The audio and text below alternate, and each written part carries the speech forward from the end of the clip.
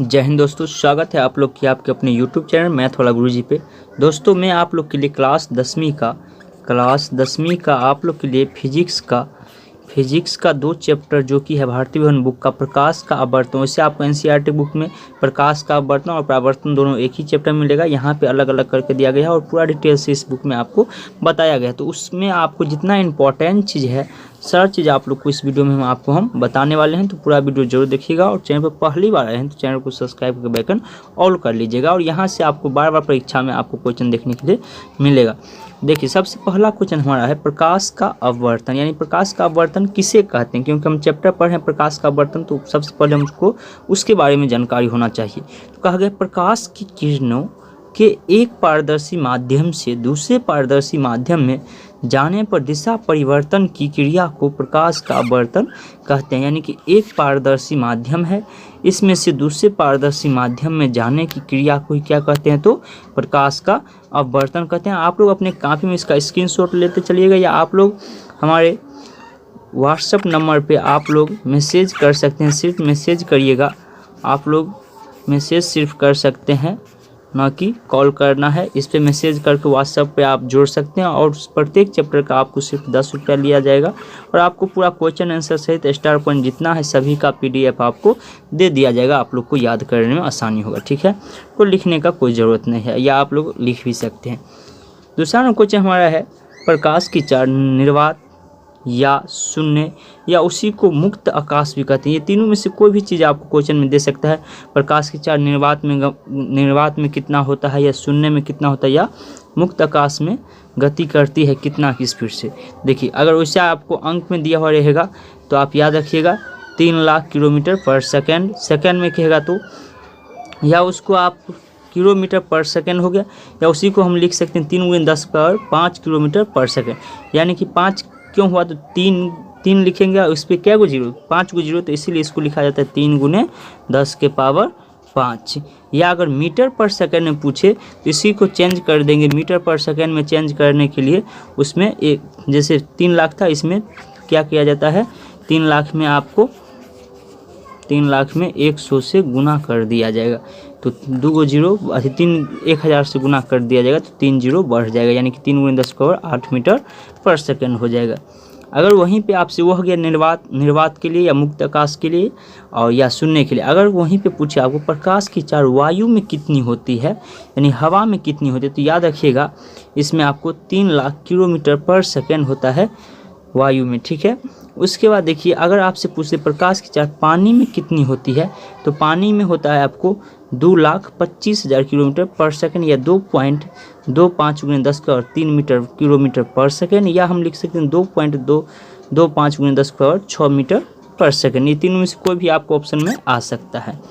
उसके बाद आप देखिए यहाँ प्रकाश की चाल कांच में कितनी होती है, तो कांच में याद रखिएगा 2 लाख किलोमीटर पर सेकंड होता है, यानी 2 × 10⁵ किलोमीटर पर सेकंड, या इसी को मीटर पर सेकंड में चेंज करेंगे तो 1000 से गुना कर देंगे तो हो जाएगा 2 × 10⁸ मीटर पर सेकंड। उसके बाद कहा गया प्रकाश सबसे तीव्र गति से गमन करती है, तो कहाँ करती है, तो निर्वात में, यानी शून्य में सबसे अधिक गति से गति करती है। निर्वात दे सकता है ऑप्शन में, या शून्य दे सकता है, या मुक्त आकाश आपको दे सकता है।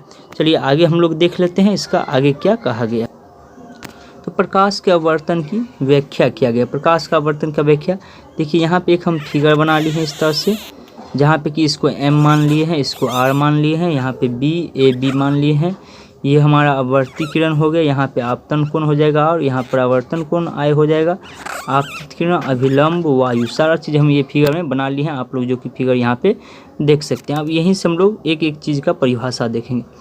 कहा गया यहाँ पे आपतित किरण सबसे पहले किसे कहेंगे, तो 2 माध्यमों को अलग करने वाली सतह पर पड़ने वाले प्रकाश की किरण आपतित किरण कहलाती है। यानी आपतित किरण हमारा कौन होगा, ये 2 माध्यम के सतह पर पड़ने वाले किरण जो कि उसी को क्या कहते हैं, तो आपतित किरण कहते हैं। अपवर्ती किरण देखिए आपतन बिंदु, तो आपतन बिंदु जिस बिंदु पर आपतित किरण दिए हुए माध्यम को अलग करने वाली सतह से टकराती है उसे ही आपतन बिंदु कहते हैं। तो आपतन बिंदु हमारा फिगर में कहाँ हो जाएगा, तो देखिए ये जो हुआ यही हमारा क्या है, आपतन बिंदु है। यानी कि जिस सतह पर ये टकराती है इसी क्या कहेंगे, इस बिंदु को आपतन बिंदु कहेंगे। उसके बाद अभिलंब कहा गया। अभिलंब किसे कहते हैं? कहा गया किसी सतह के किसी बिंदु पर खींचे गए लंब को उस बिंदु पर अभिलंब कहते हैं। अभिलंब देखिए हमारा यहाँ पे दिया हुआ, ये जो बीच में डॉटेड किया हुआ है किसी सतह पे खींचा हुआ अलग करता है, उसे ही क्या कहा जाता है? तो अभिलंब कहा जाता है। उसके बाद देखिए आगे हम लोग बढ़ते हैं।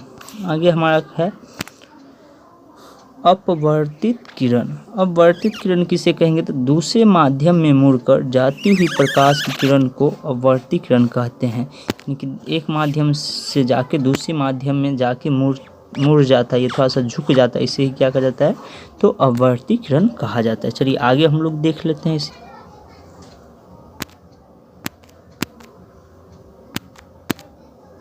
अब देखो आपतन कोण। आपतन कोण किसे कहेंगे? कहा गया आपतित किरण आपतन बिंदु पर खींचे गए अभिलंब से जो कोण बनता है उसे क्या कहते हैं? आपतन कोण कहते हैं। कहा गया उसके बाद प्रकाश की किरण वायु से कांच में जाने पर अभिलंब की ओर मुड़ जाता है। प्रकाश की चार्ज जो है वायु से जब ही कांच में प्रवेश करेगा, अभी आपको इस तरह से फिगर, ये अभिलंब की ओर, यानी कि देखिए यहाँ पे आपको साफ सुथरा एक फिगर ऐसे करके अभी आपको हम बताए थे एक फिगर। तो इसमें वही कहा गया वायु से जब भी प्रकाश आएगा और कांच में प्रवेश करेगा तो ये थोड़ा सा झुक जाएगा, थोड़ा सा क्या होगा? झुक जाएगा ये, ठीक है। उसके बाद देखिए यहाँ पे दूसरा पॉइंट कहा गया है प्रकाश की किरण कांच से वायु में जाने पर अभिलंब से दूर हट जाती है। यानी कि प्रकाश की चार्ज जो है कांच में, ये कांच है, इसमें थोड़ा सा झुका था और जब भी बाहर निकलेगा तो ये फिर थोड़ा सा दूर हट जाएगा। अभिलंब यहाँ पे एक अभिलंब, फिर एक अभिलंब यहाँ पे बन जाएगा, ये थोड़ा सा दूर हट जाएगा, ठीक है। उसके बाद चलिए आगे हम लोग देखते हैं पार्श्व विस्थापन। पार्श्व विस्थापन क्या होता है? कहा गया है आपतित किरण और निर्गत किरण के बीच लंबवत दूरी को पार्श्व विस्थापन कहते हैं। यानी आपतित किरण और निर्गत किरण, ये हमारा देखिए आपतित किरण है। एक मिनट, यहाँ पे इस फिगर में आप देख सकते हैं सारी चीज़ लिखा हुआ है। ये आप लोग को बोर्ड पे हम समझाते तो आसानी से और अच्छे से समझा पाते, ठीक है। तो उस पर थोड़ा सा आप लोग को इतना भाषा लिख नहीं पाएंगे, तो इसीलिए यहाँ पे आपको हम समझा देते हैं। यहाँ पे आप देख सकते हैं आपतित किरण जो कि आने वाला प्रकाश है, इसमें आया और अभिलंब की ओर आके थोड़ा सा क्या होता है? झुक गया है। और उसके बाद फिर क्या, अभी जब कांच में आया तो थोड़ा सा अभिलंब की ओर झुक गया, और जब कांच से फिर वायु में गया तो थोड़ा सा अभिलंब से दूर हट गया। तो इसी के बीच की जो दूरी होगा, इसके बीच का जो ये दूरी होता है यहाँ से यहाँ तक, इसका एक काल्पनिक बनता है और एक ये वास्तविक है। तो इसी के बीच की दूरी को ही हम क्या कहते हैं? तो पार्श्व विस्थापन कहते हैं। यानी आपतित किरण और निर्गत किरण के बीच लंबवत दूरी को पार्श्व विस्थापन कहते हैं। चलिए आगे हम लोग देखते हैं। उसके बाद देखिए अपवर्तनांक। अपवर्तनांक किसे कहते हैं? क्या किसी माध्यम की प्रकाश की दिशा को बदलने की क्षमता को उसका अपवर्तनांक कहते हैं। किसी माध्यम की प्रकाश की दिशा को बदलने की क्षमता को उसका अपवर्तनांक कहते हैं। उसका कहा गया किसी माध्यम का अपवर्तनांक शून्य में प्रकाश की चार c और उस माध्यम प्रकाश की चार cm के अनुपात को कहते हैं। जैसे यहाँ पे देखिए कहा गया है किसी माध्यम का अपवर्तनांक n बराबर होता है शून्य में प्रकाश की चार, और बट्टा बीच में लाइन है, बट्टा का चिन्ह दिया हुआ है, उस माध्यम में प्रकाश की चार। उदाहरण के लिए यहाँ पे देख सकते हैं, ये जो है किसी ही वस्तु का किसी का अगर अपवर्तनांक निकालना है तो इसी फॉर्मूला से निकाला जाता है। कहा गया कांच का अपवर्तनांक शून्य में प्रकाश की चार बट्टा कांच में प्रकाश की चार, यानी mg बराबर 3 लाख बट्टा, यानी कि शून्य में प्रकाश की चार क्या होता है? 3 लाख किलोमीटर पर सेकंड, और कांच में प्रकाश की चार क्या होता है? 2 लाख किलोमीटर पर सेकंड। तो यहाँ पे देखिए 5 को 0 से 5 को 0 कट गया, बच गया 3/2, और 3 में 2 से भाग देंगे तो 1.5 आ जाएगा। तो इससे हमको किस चीज़ का निकल गया? कांच का अपवर्तनांक निकल गया 1.5 के करीब करीब होता है इसका। यहाँ पे देखिए ये सारा अपवर्तनांक आपको याद रखना है, एग्जाम में इसमें से कोई एक भी क्वेश्चन आपको पूछ लिया जाएगा, पूछ देगा वायु का अपवर्तनांक कितना होता है, तो याद रखेंगे 1.0003 होता है। उससे पूछेगा पानी का अपवर्तनांक क्या होता है, तो 1.33 होता है। केरोसिन का 1.44, एल्कोहल का 1.6, ऐसे करके आप इसका याद रख सकते हैं। चलिए आगे हम लोग देख लेते हैं। उसके बाद देखिए कहा गया है इस साइड भी ये सब अवर्तनांक ही लिखा गया, बर्फ का 1.4 ऐसे करके। और इसका एक चीज़ और याद रखिएगा, सबसे अधिक अवर्तनांक अगर पूछेगा आपसे तो हमेशा याद रखिएगा हीरा का अवर्तनांक सबसे अधिक होता है 2.42, सबसे अधिक अवर्तनांक जो कि हीरा का ही होता है। आगे हम लोग देखते हैं, कहा गया है आपेक्षिक अवर्तनांक किसे कहते हैं। आपेक्षिक अवर्तनांक किसे कहते हैं, तो लिखेंगे दो माध्यमों के निरपेक्ष अवर्तनांक के अनुपात को ही आपेक्षिक अवर्तनांक कहते हैं। दो माध्यमों के निरपेक्ष अवर्तनांक के अनुपात को ही आपेक्षिक अवर्तनांक कहते हैं। n2 बराबर n2 बट्टा n1, ये इसका फॉर्मूला हो जाता है। इससे जैसे कि निकाल, यदि इस माध्यम में प्रकाश की चार्ज C1 C2 हो तो n1 बराबर C बट्टा C1, n2 बराबर C बट्टा C2, तो n2 बराबर हो जाएगा n2 बट्टा n1, तो यहाँ से हमारा निकल जाएगा, देखिए C बट्टा C2 और C1, तो C से C कैंसिल, बच गया n2 बराबर C1 बट्टा C2। इस तरह से ये फॉर्मूला बन जाता है हमारा। तो चलिए आगे हम लोग देख लेते। उसके बाद कहा गया प्रकाश के अपवर्तन के कितने नियम होते हैं। मोस्ट VVI क्वेश्चन है, बहुत बार ये क्वेश्चन पूछा भी गया है, जो प्रकाश के अपवर्तन के कितने नियम होते हैं। ऑब्जेक्टिव में पूछ लिया जाएगा आपको उससे, और अगर पूरा नियम कहेगा तो 2 नंबर या 3 नंबर में पूछेगा। तो याद रखेंगे प्रकाश के अपवर्तन के निम्नलिखित 2 नियम होते हैं। कितना? 2 नियम। पहला नियम, आपतित किरण आपतन बिंदु पर अभिलंब और अपवर्तित किरण तीनों एक ही समतल में होता है।